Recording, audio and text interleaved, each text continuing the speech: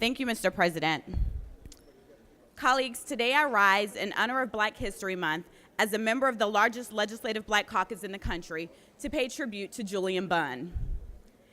In the wake of the Voting Rights Act and a federal court order that compelled Georgia to reapportion its state legislative districts, Julian Bunn ran in 1965 for a seat in the Georgia House of Representatives.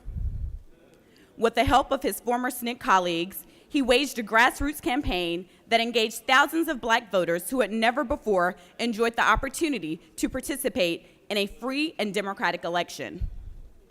He won the Democratic primary and general election, but his white colleagues refused to seat him, citing his outspoken opposition to the Vietnam War as evidence of communist influence. He ran in a special election and won a second time, but again, he was denied his seat.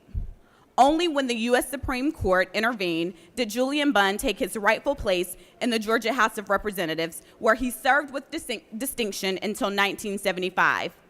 And then he moved up to the state Senate, serving as a senator from the 39th District.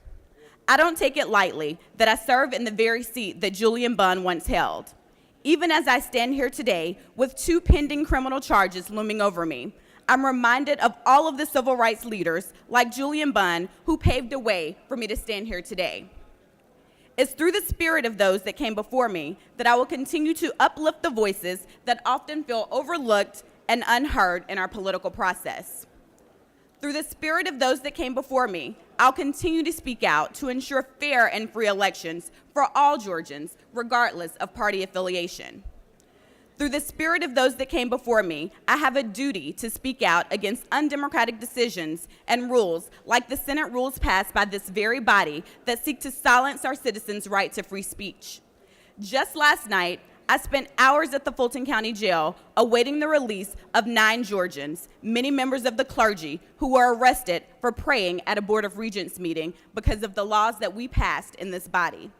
It's through the spirit of Julian Bunn, the former senator of the 39th District, that I remind you all that democracy dies in darkness. Mr. President, I yield the well.